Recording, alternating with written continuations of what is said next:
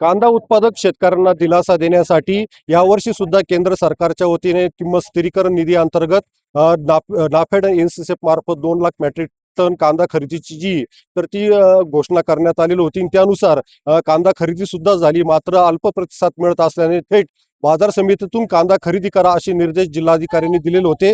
त्यानुसार सोमवारपासून ही खरेदी जी आहे तर ती कांद्याचा आगार असलेल्या लासलगाव कृषी उत्पन्न बाजार समितीसह नाशिक जिल्ह्यातील 15 बाजार समित्यांमध्ये सुरू करण्यात येणार होती. मात्र नाफेड एनसीसीएफ मार्फत जे तर ती खरेदीसाठी आज तिसऱ्या दिवशी सुद्धा पाठ फिरवल्याचं चित्र जे आपल्याला ह्या लासलगाव बाजार समितीसह बहुतांश बाजार समित्यांमध्ये पाहायला मिळत आहेत. आणि त्याच्यामुळे कुठेतरी कांदा उत्पादक शेतकऱ्यांच्या निराशा झालेल्या आहेत.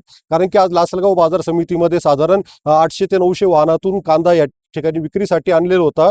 आणि या ठिकाणी जर बघितलं तर कांद्याला जास्त 2000 रुपयाच्या जवळपास तर सरासरी 1500 रुपयाच्या जवळपास तर कमीत कमी 500 रुपयाच्या जवळपास दर मिळालेला आहे. मात्र नाफेड न आल्यामुळे कुठेतरी हा दर कमी मिळत असल्याचं जे तर ते या ठिकाणी कांदा उत्पादक शेतकरी सांगताय. मला हे सांगा भाऊ, तुम्ही कुठून आले, काय बाजारभाव मिळाला आणि तुमची एकंदरीत काय मागणी आहे? आम्ही वैजापूरहून आलो सर.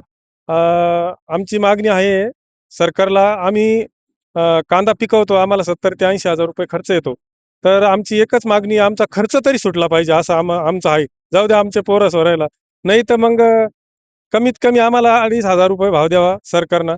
नाही तर मग आम्हाला आत्महत्या करायला परवानगी द्यावा, नाही तर गांजा लावायला परवानगी द्यावा. एवढीच आमची नम्र विनंती आहे सरकारला. या ठिकाणी कांदा विक्रीसाठी येतोय, नेमकं कमी बाजारभाव मिळतोय, काय मागणी आहे?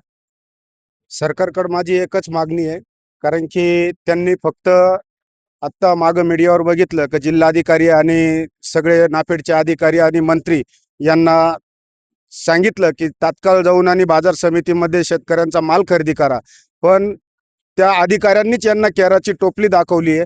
त्यामुळे ना अधिकारी मंत्र्यांना घाबरत आहे, ना आमदार खासदारांना घाबरत आहे.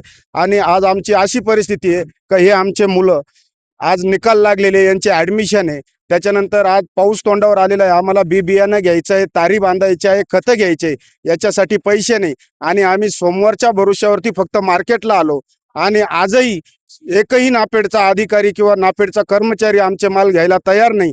इथं व्यापारी बांधव जो नाफेडचा माल ते 1580 मध्ये म्हणताय, ते 1600 आणि 1700 मध्ये घेत आहे, किंवा काही माल 500 जातोय. तर त्यांनी लवकरात लवकर या मार्केटमध्ये शेतकऱ्यांची दिशाभूल न करता त्यांनी माल खरेदी करून त्यांना योग्य न्याय द्यावा. माझी सरकारकडे एवढीच मागणी आहे. नाही तर त्यांना येत्या काळात धडा शिकवल्याशिवाय शेतकरी बांधव राहणार नाही.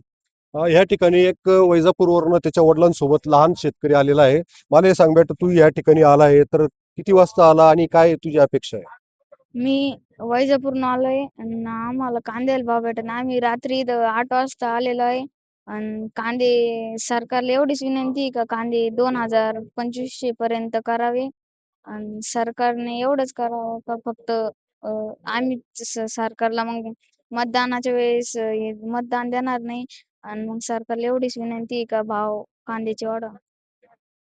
एकंदरीत पाहता या लहान शेतकऱ्यांनी सुद्धा या ठिकाणी 2000च्या वरती बाजारभाव मिळाला पाहिजे अशी अपेक्षा केली आहे. आणि त्याचबरोबर जर कांद्याला बाजारभाव जर द्यायचा नसेल तर आम्हाला आत्महत्येची परवानगी द्या किंवा गांजा लावायची परवानगी द्या. अशा परवानग्या ज्या आहेत तर ते नैराश्यपोटी शेतकरी या ठिकाणी मागताना आपल्याला पाहायला मिळत आहेत. उमेश पारिक, TV9 मराठी, लासलगाव, नाशिक.